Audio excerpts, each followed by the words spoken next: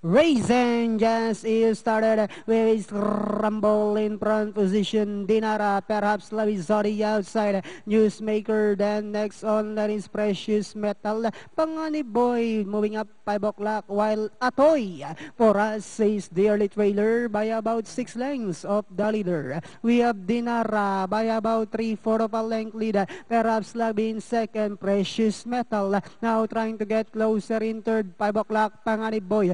Newsmaker while Atoy for us is still running at the tail of the field.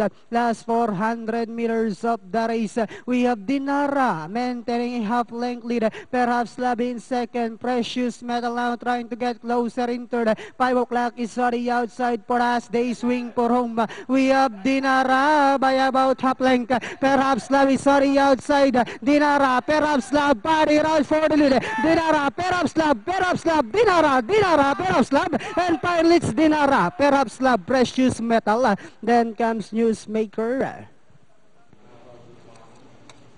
Silang dalawa na rin. 2-5-4-1. At magandang karere between Dinara and perhaps